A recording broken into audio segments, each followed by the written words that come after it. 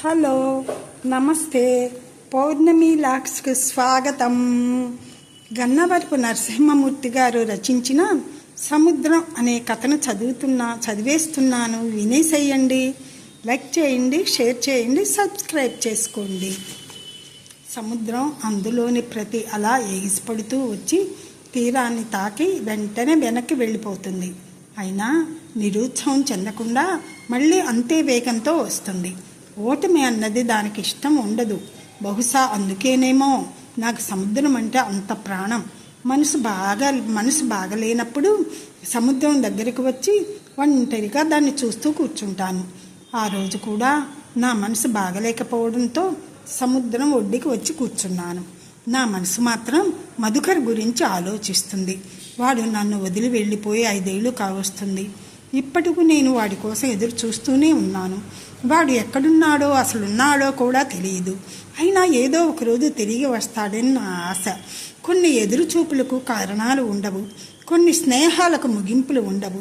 15 ఏళ్ల క్రితం మేమిద్దరం కలిసి నాటిన చిన్న మొక్క మా కంపెనీ ఇప్పుడు వందలాది మంది ఉద్యోగులతో పెద్ద వృక్షమైంది. కానీ మా స్నేహమే కనుమరుగైంది. జీవితంలో మధుకర్ని నేను మొదటిసారి చూసిన సందర్భం ఇప్పటికీ గుర్తుంది. ఇంటర్మీడియట్లో మొదటి రోజు నేను క్లాసుకి ఆలస్యంగా పరిగెత్తుకుంటూ వెళ్ళినప్పుడు సన్నగా ఉన్న ఒక అబ్బాయి తన చేతి గడియారాన్ని నాకు చూపిస్తూ "నువ్వు 5 నిమిషాలు లేట్" అన్నాడు. వాడే మధుకర్. సమయపాలన గురించి చెప్పినా ఆ మనిషి కోసం నేను జీవితాంతం ఎదురు చూడాల్సి వస్తుందని ఆ రోజు నాకు తెలియదు. సముద్రంలోనే అలలు తీరానికి వస్తూ వెనక్కి వెళ్ళిపోతున్నాయి. ఆ అలల్లాగే నా ఆలోచనలు కూడా 25 ఏళ్ల వెనక్కి వెళ్ళసాగాయి. మనిషి జీవితంలో కొన్ని పరిచయాలు యాదృచ్ఛికంగా కలుగుతాయి, కానీ అవే తరువాత జీవిత దిశను మార్చే మలుపులవుతాయి. మధుకర్తో నా పరిచయం కూడా అలాంటిదే. ఇంటర్మీడియట్లో మొదలైన ఆ స్నేహం విడదీయలేని బంధంగా మారిపోయింది. మేమిద్దరం చదువులో పోటీ పడేవాళ్ళం, కానీ ఒకరి మీద ఒకరికి అసూయ ఎప్పుడూ ఉండేది కాదు. పరీక్షల్లో మా ఇద్దరిలో ఎవరి మొదటి ర్యాంకు సాధించినా ఇద్దరం సంతోషించేవాళ్ళం. చివరి పరీక్ష నాడు కాలేజీ ఆవరణలోని పాత వేప చెట్టు కింద కూర్చున్నప్పుడు "తరువాత ఏం చేస్తావు" అని నేను అడిగితే మధుకర్ ఆకాశం వైపు చూస్తూ "ఐఐటీలో ఇంజనీరింగ్ చదువుతాను" అని చెప్పాడు. నాకు అహ్మదాబాదు ఐఐఎంలో ఎంబీఏ చదవాలని ఉంది అన్నాను నేను. నా మాటలు విన్నవాడు మనం సొంతంగా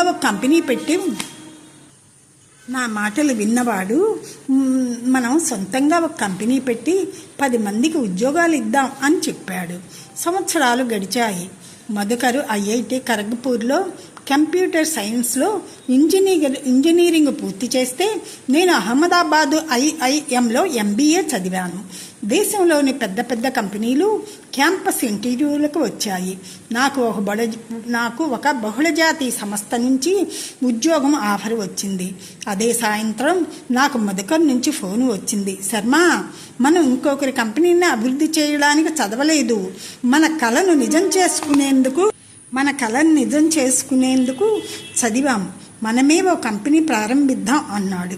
సంవత్సరం తర్వాత విశాఖపట్నంలో సముద్రానికి దగ్గరగా ఉన్న ఒక చిన్న అద్దె భవనంలో మా company new waves software solutions limited ప్రారంభమైంది.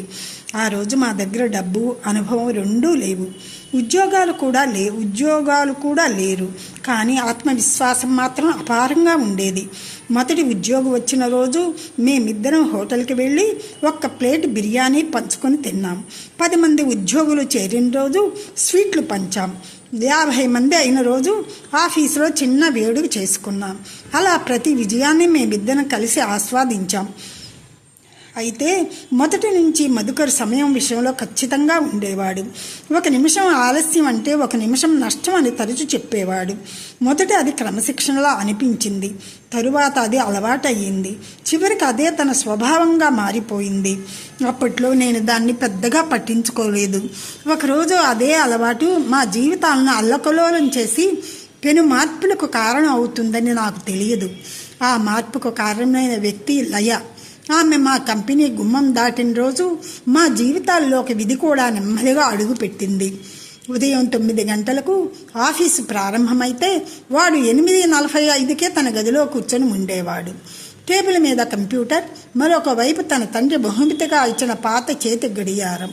ఫోన్లో టైం ఉంది కదా, ఇంకా పాత గడియారం ఎందుకు అని అడిగితే మా నాన్న రైల్వే స్టేషన్ మాస్టర్. 1 నిమిషం ఆలస్యమైతే ఒక రైలు కాదు 100 మంది జీవితాలు ఆలస్యం అవుతాయని చెప్పేవాడు. ఆయన వల్ల నాకు సమయపాలన అలవాటైందని చెప్పాడు. కాలంతో పాటు మా కంపెనీ కూడా వేగంగా ఎదిగింది. మా క్లయింట్లు అమెరికా, జర్మనీ, జపాన్ వరకు పెరిగారు. ఒక్క ప్రాజెక్టు ఆలస్యమైనా కోట్ల రూపాయల నష్టం. ఆ ఒత్తిడి ఎక్కువగా మధుకర్ మీదే ఉండేది. అతని ఉద్యోగులకు మీరు 8 గంటలు పని చేయాల్సిన అవసరం లేదు, 4 గంటలు చేసినా పర్వాలేదు, కానీ ఆ చేసిన 4 గంటలు ప్రపంచంలో ఎవరు చేయలేంత నిజాయితీగా పనిచేయాలని చెప్పేవాడు. ఆ మాటలో నిజం ఉండేది. అందుకే అందరూ అతన్ని గౌరవించేవారు, కానీ ఇష్టపడేవారు కాదు. మా కంపెనీలో ఉద్యోగులు చేరడం చాలా సులభం, కానీ అందులో కొనసాగడం కష్టం. దానికి కారణం మధుకర్. ఒకసారి కొత్తగా చేరిన ఒక ఇంజనీరు ఉదయం 10 నిమిషాలు ఆలస్యంగా వచ్చాడు. అప్పుడు మధుకర్ తన గదిలోకి పిలిచి ఎందుకు ఆలస్యమైంది అని అడిగాడు. అతను ఆలస్యానికి కారణం చెబుతుంటే రేపటి నుంచి ఆలస్యం అయితే నువ్వు కంపెనీకి రానవసరం లేదా అని చెప్పాడు.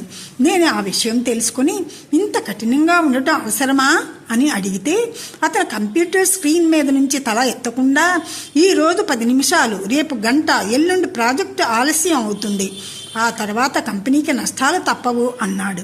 వాడి వాదనలో తర్కం ఉండేది, కానీ అది ఉద్యోగులకు నచ్చేది కాదు. వాడి కఠినత్వం ఆఫీస్కే పరిమితం కాలేదు, ఇంటి వద్ద కూడా అంతే. అయితే మధుకర్ చెడ్డవాడు కాదు, ఎవరికి అన్యాయం చేయాలని అనుకోడు. అతనికి పని మొదటి ప్రాధాన్యం,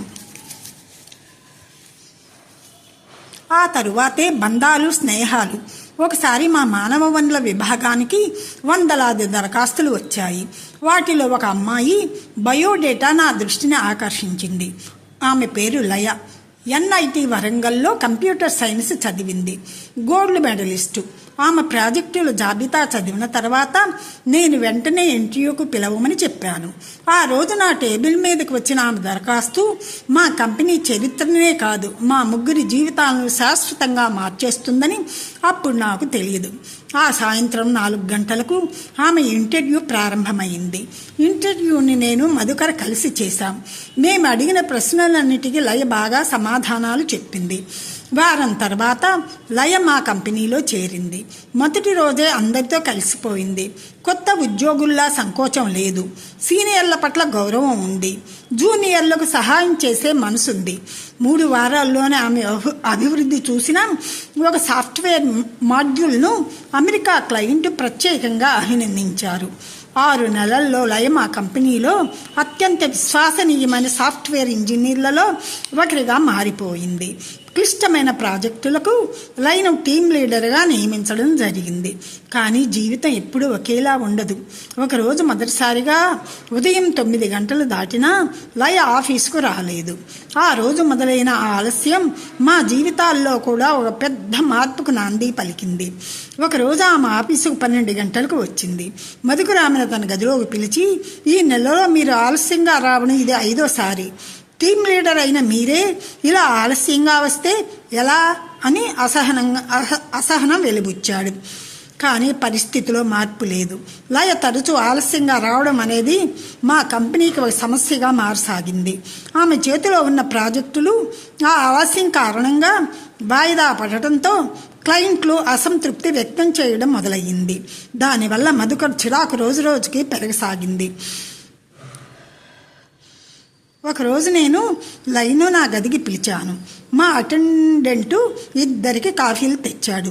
లయ, నీ వ్యక్తిగత జీవితంలో జోక్యం చేసుకోవాలని నాకు లేదు, కానీ నువ్వు ఇంతకు ముందు టైంకు రావట్లేదు. దానివల్ల మన ప్రాజెక్టులన్నీ ఆలస్యం అవుతున్నాయి. నీకేదైనా సమస్య ఉంటే నాకు చెప్పు, మనం కలిసి పరిష్కారం వెతుకుదాం అని చెప్పాను. నా మాట వినగానే ఆమె తలదించుకుంది. ఒక కన్నీటి బొట్టు ఆమె కాఫీ కప్పులో పడింది. సార్, 6 సంవత్సరాల క్రితం నాకు ప్రేమ వివాహం జరిగింది. అతను కూడా సాఫ్ట్వేర్ ఇంజనీర్. పెళ్ళై సంవత్సరం అయిన దగ్గర నుంచి హింస మొదలయ్యింది.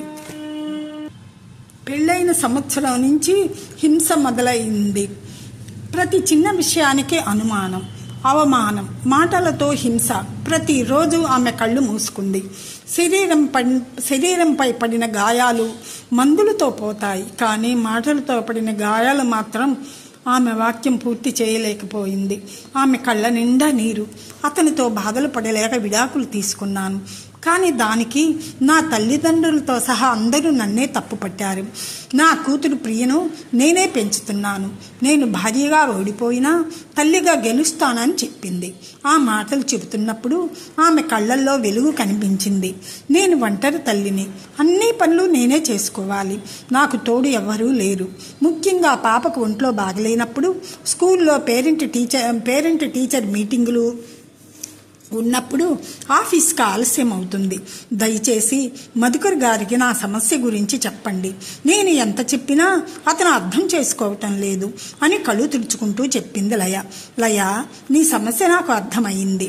మధుకర్తో మాట్లాడతాను అని చెప్పి ఆమెను పంపించేశాను. ఆ మన్నాడు నేను మధుకర్తో లయ సమస్య గురించి చెప్పాను. వాడు నా మాటలు విని సమస్యలు అందరికీ ఉంటాయి, కానీ వాటి నీడ ఉద్యోగం పైన పడకుండా చూసుకోవడం ప్రతి ఉద్యోగి బాధ్యత అన్నాడు. మధు, ఆమె వల్ల మనకు 2 పెద్ద ప్రాజెక్టులు వచ్చాయి. ఇప్పుడు ఆమెకు కావాల్సిన శిక్ష కాదు, సహాయం అని చెప్పాను. శర్మ, మనం ఆమెకు మినహాయింపు ఇస్తే మిగతా ఉద్యోగులకు కూడా ఇవ్వాల్సి ఉంటుంది. అది కంపెనీ అభివృద్ధి మీద ప్రభావం చూపిస్తుంది అన్నాడు. 2 నెలల తర్వాత ప్రాజెక్టుల ఆలస్యానికి బాధ్యురాలను చేస్తూ లయ ఉద్యోగంలోంచి తొలగిస్తున్నట్లు ఉత్తర్వులు వెలువడ్డాయి. ఆ సాయంత్రం లయ నాకు లిఫ్ట్ దగ్గర కనిపించింది. నేను ఆమెతో, సారీ లయ, నీకు నేను సహాయం చేయలేకపోయాను, నన్ను క్షమించు అని చెప్పాను. జీవితంలో కొన్ని తలుపులు మరో తలుపు తెరుచుకోవడానికే మూసుకుపోతాయి. ఏదొచ్చినా మన మంచికే అంటారు అంది. కాలం గడిచింది. లయ ఉద్యోగం వదిలి వెళ్ళిన తరువాత కంపెనీ పనులు ఆగలేదు. లయ స్థానంలో మరో సాఫ్ట్వేర్ ఇంజనీరు వచ్చాడు. కొత్త ప్రాజెక్టులు వచ్చాయి. కొత్త క్లయింట్లు చేరారు. ఆదాయం పెరిగింది. అమెరికా నుంచి వచ్చిన ఒక పెద్ద ఒప్పందం వల్ల మా కంపెనీ పేరు దేశవ్యాప్తంగా మారుమోగింది. అన్నీ సరిగ్గానే జరిగాయి. కానీ ఆఫీసులో లయ ఖాళీ చేసిన కుర్చీ అలాగే ఉంది. ఒకరోజు రాత్రి 11 గంటలకు మధుకర్ నాకు ఫోన్ చేసి ఇంటికి రమ్మని చెప్పాడు. నేను వెంటనే వాడి దగ్గరికి వెళ్ళాను. ఇంట్లో ఒంటరిగా ఉన్నాడు. అతని భార్య ప్రియంవద, కొడుకు వంశీ కనిపించలేదు. కొద్దిసేపటి తర్వాత మధు ఒక కాగితాన్ని నా చేతిలో పెట్టాడు. అది ప్రియంవద మధుకు పంపిన విడాకుల నోటీసు. 6 నెలల తర్వాత ప్రియంవద భర్త మధుకర్తో విడాకులు తీసుకుంది కోర్టులో. వంశీ తాను అమ్మతోనే ఉంటానని చెప్పడంతో ప్రియంవద వంశీని తనతో పాటే తీసుకెళ్లిపోయింది. ఆ సంఘటన తర్వాత మధుకర్ పూర్తిగా మారిపోయాడు. ఆఫీసులో ఉద్యోగాలను మందలించడం తగ్గిపోయింది. ఒక రోజున వాడి గదిలోకి వెళ్ళాను. అక్కడ వాడు తన తండ్రి ఇచ్చిన పాత గడియారాన్ని చేతిలో తిప్పుతూ కనిపించాడు. నన్ను చూసి, శర్మ, ఈ గడియారం నన్ను ఎప్పుడూ ఆలస్యం చేయనివ్వలేదు, కానీ నాకు అత్యంత అవసరమైన మనుషులను మాత్రం దూరం చేసిందని చెప్పాడు. వాడి మాటల్లో మొదటిసారి నాకు పశ్చాత్తాపం వినిపించింది. 1 నెల తర్వాత శ్రీ సరస్వతి విద్యానికేతన్ వార్షికోత్సవ వేడుకలకు ముఖ్య అతిథులుగా హాజరు కమ్మని మా ఇద్దరికీ ఆహ్వానం వచ్చింది. మా కంపెనీ ఆ స్కూలుకు కంప్యూటర్ ల్యాబ్ ఏర్పాటు చేయడంతో కృతజ్ఞతాభావంతో ఆ పాఠశాల యాజమాన్యం ముఖ్య అతిథులుగా నన్ను మధుకర్ను ఆహ్వానించింది. ఆ సాయంత్రం పాఠశాల ప్రాంగణం పిల్లల నవ్వులతో కళకళలాడుతోంది. వేదిక మీద సాంస్కృతిక కార్యక్రమాలు జరుగుతున్నాయి. ఎంతో కాలం తర్వాత మధుకర్ ముఖంలో ప్రశాంతత కనిపించింది. కార్యక్రమాలు ముగిశాక ఆ పాఠశాల ప్రిన్సిపాల్ మైకి దగ్గరకు వచ్చి 10వ తరగతి పరీక్షల్లో ఎక్కువ మార్కులు సాధించిన విద్యార్థులకు బహుమతులను అందజేయడం జరుగుతుందని చెప్పి విజేతలను ప్రకటించడం మొదలుపెట్టారు. ఈ సంవత్సరం మా పాఠశాలలో 10వ తరగతిలో అత్యధిక మార్కులు సాధించిన విద్యార్థిని ప్రియ అని పిలవగానే తెల్లటి యూనిఫామ్, ఆత్మవిశ్వాసంతో నిండిన కళ్ళతో ఒక అమ్మాయి వేదిక పైకి వచ్చింది. ప్రిన్సిపల్ ఆ అమ్మాయిని నీ ఈ విజయానికి కారణం ఎవరు అని అడిగితే ఆ అమ్మాయి ఒక్క క్షణం కూడా ఆలోచించకుండా ప్రేక్షకుల మధ్య కూర్చున్న ఒక మహిళ వైపు చేయి చూపిస్తూ మా అమ్మ అని చెప్పింది. వెంటనే నేను మధుకర్ ఆ మహిళను చూశాం. ఆమె లయ. 3 సంవత్సరాల క్రితం లిఫ్ట్ దగ్గర ఓడిపోయిన వ్యక్తిలా కనిపించిన లయ ఇప్పుడు గెలిచిన తల్లిలా కనిపించింది. అప్పుడు ప్రిన్సిపాల్ ప్రియ విజయానికి కారణమైన ఆమె తల్లి లయగారిని వేదికపైకి ఆహ్వానిస్తున్నాను. లయ గారు 3 ఏళ్ల క్రితం ప్రియా సాఫ్ట్వేర్ సర్వీసెస్ అనే కంపెనీని స్థాపించి అనతి కాలంలోనే దాన్ని అత్యున్నత స్థాయికి తీసుకెళ్లి ప్రధానమంత్రి నుంచి ఉత్తమ యువ మహిళా పారిశ్రామికవేత్త పురస్కారాన్ని అందుకున్నారు. ఆమెను సాదరంగా స్టేజ్ మీదకు ఆహ్వానిస్తున్నాను అని చెప్పగానే లయ నెమ్మదిగా లేచి ప్రేక్షకుల హర్షధ్వానాల మధ్య వేదిక మీదకు వచ్చింది. ఆమె వేదిక మీదకు వస్తుంటే ఆమె ప్రతి అడుగును మధుకర్ మౌనంగా చూశాడు. వేదిక మీద నిలబడ్డ లయను చూడగానే కాలం ఒక్కసారిగా వెనక్కి తిరిగినట్లు అనిపించింది నాకు. ఒకప్పుడు మా కంపెనీ సమావేశ మందిరంలో నిలబడి తన ఉద్యోగాన్ని కాపాడుకోవాలని మౌనంగా ప్రయత్నించిన లయ ఈరోజు వందలాది మంది ముందు తలెత్తుకొని గర్వంగా నిలబడింది. ప్రిన్సిపల్ ఆమెను మాట్లాడమంటూ మైకిని అందించారు. ఆ సమయంలో ఆమె దృష్టి ముందు వరుసలో కూర్చున్న మా మీద పడింది. నన్ను చూసి చిన్నగా నవ్వితే మధుకర్ వైపు చూసిన క్షణం మాత్రం ఆమె ముఖంలో ఎలాంటి భావం కనిపించలేదు. ఆ తర్వాత లయ మాట్లాడటం మొదలుపెట్టింది. అందరికీ నమస్కారం. ఈరోజు నా కూతురు సాధించిన విజయం ఓడిపోవడానికి నిరాకరించిన ఓ చిన్నారి విజయం. జీవితంలో నేను 2 పరీక్షలు ఎదుర్కొన్నాను. ఒకటి భార్యగా, మరొకటి తల్లిగా. మొదటి పరీక్షలో నేను విఫలమయ్యాను, కానీ 2వ పరీక్షలో నా ఫలితం నా ప్రక్కనే నిలబడి ఉంది అంటూ తన కూతురు ప్రియ భుజం మీద చెయ్యి వేయగానే ఆడిటోరియం కరతాళ ధ్వనులతో మార్మోగిపోయింది. ఈరోజు నా జీవితంలో నన్ను బాధ పెట్టిన వాళ్ళ గురించి కానీ, నాకు సహాయం చేసిన వాళ్ళ గురించి కానీ మాట్లాడను. ఎందుకంటే వాళ్ళందరూ కలిసి నన్ను ఈరోజు ఇలా ఇక్కడ నిలబడే లయగా తీర్చిదిద్దారు.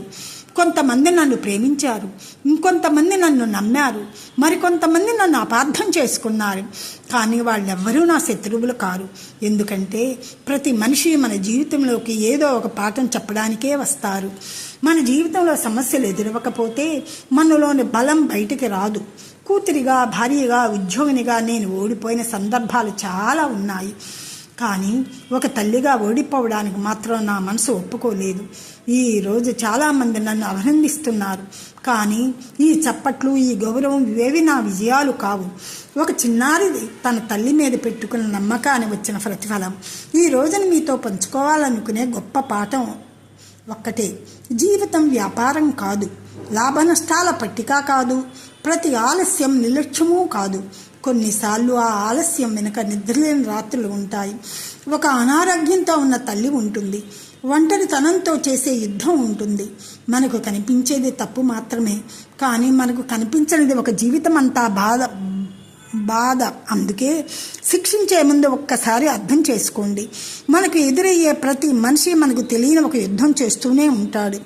జీవితంలో సమయపాలన, క్రమశిక్షణ, నిరంతర శ్రమ, వ్యాపారాలు, పదవులు, లాభాలు అన్నీ అవసరమే. కానీ ఇవన్నీ సంపాదించే ప్రయాణంలో మనిషి తను తాను కోల్పోకూడదు.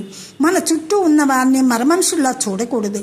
మన డబ్బు వెంట పడితే అది మనకు సుఖాలను ఇస్తుంది, కానీ బంధాలను, అనుబంధాలను దూరం చేస్తుంది. మనిషి అన్నవాడు ఇతరుల మీద కరుణ చూపించాలి. కరుణ బలహీనత కాదు, మనిషి గొప్ప బలం. ధన్యవాదాలు అని చెప్పి హర్షధ్వానాల మధ్య క్రిందకి దిగిపోయింది. ఆ తర్వాత లయ అందరికీ వీడ్కోలు చెప్పి తన కూతురు ప్రియ పట్టుకుని కారు ఎక్కి వెళ్ళిపోయింది. లయ వెళ్ళిపోతుంటే అక్కడే నిలబడి చూశాడు మధుకర్. ఆమె కారు కనుమరుగయ్యే వరకు వాడు ఒక్క అడుగు కూడా వేయలేదు. ఆ మరుసటి రోజు ఉదయం నేను ఎప్పట్లాగే 9 గంటలకు ఆఫీసుకు చేరుకున్నాను. బోర్డ్ ఆఫ్ డైరెక్టర్స్ సమావేశం ప్రారంభం కావడానికి ఇంకా 5 నిమిషాల సమయం ఉంది. నేను సమావేశ మందిరంలోకి అడుగు పెట్టేసరికి మధుకర్ అప్పటికే తన స్థానంలో కూర్చొని కనిపించాడు. సమావేశం ప్రారంభమవగానే మధుకర్ లేచి ఒక తెల్ల కవర్ను టేబుల్ మీద ఉంచి గౌరవ సభ్యులకు నమస్కారం. నేను నా పదవికి రాజీనామా చేస్తున్నాను. దయచేసి కారణాలు అడగవద్దు. ఇన్నాళ్ళు నాకు సహకరించిన మీ అందరికీ ధన్యవాదాలు అని చెప్పి తన గదిలోకి వెళ్ళిపోయాడు. ఒక్క క్షణం సమావేశం అందరం మొత్తం నిశ్శబ్దంగా మారిపోయింది. సమావేశం ముగిసిన తర్వాత నేను వాడి గదిలోకి వెళ్ళాను. వాడి కిటికీ దగ్గర నిలబడి సముద్రాన్ని చూస్తున్నాడు. ఒక నాయకుడు తన విజయాలను మాత్రమే కాదు, తన వైఫల్యాలను కూడా అంగీకరించాలి. కంపెనీని నడిపించడంలో విజయం సాధించిన మనుషులను అర్థం చేసుకోవడంలో మాత్రం నేను ఓడిపోయాను. నువ్వు ఆ రోజు రై గురించి చెప్పినప్పుడు నేను ఆమెను ఒక ఉద్యోగిగా మాత్రమే చూశాను, కానీ ఒక మనిషిగా చూడలేదు. లాభ నష్టాలను మాత్రమే చూశాను, కానీ రాగద్వేషాలను చూడలేదు. అది నా ఓటమి అని చెప్పి కిందకి దిగి కారికి వెళ్ళిపోయాడు. అదే నేను మధుకర్ని చివరిసారి చూసిన క్షణం. వారాలు, నెలలు, సంవత్సరాలు గడిచాయి, కానీ వాడు రాలేదు. వాడు ఆచూకీ తెలియలేదు. అప్పటి నుంచి నేను వాడి కోసం చకోర పక్షుల ఎదురు చూస్తూనే ఉన్నాను. మధుకర్ నా జీవితంలో ప్రభాత సంధ్యలా వచ్చి సాయం సంధ్యలా దృశ్యమయ్యాడు. సముద్రాన్ని చూస్తే నాకు మధుకర్ గుర్తుకొస్తాడు. సముద్రంలాగే వాడు కూడా ఎవరికి అర్థం కాని ఒక ప్రబలిక లాంటివాడు. నాకు మనసు భారంగా అనిపించినప్పుడల్లా సముద్రం దగ్గరికి వెళుతుంటాను. సముద్రం ముందు నిలబడితే మనిషి గెలుపు, గర్వం అంతా ఒక ఇసుక రేణువులా అనిపిస్తుంది. అల్ల ఎగిసిపడుతుంటాయి, కానీ నా కళ్ళకు మాత్రం మధుకర్ కనిపిస్తుంటాడు. నేను వాడి కోసం నిరీక్షిస్తూనే ఉంటాను. లైక్ చేయండి, షేర్ చేయండి, సబ్స్క్రైబ్ చేయండి.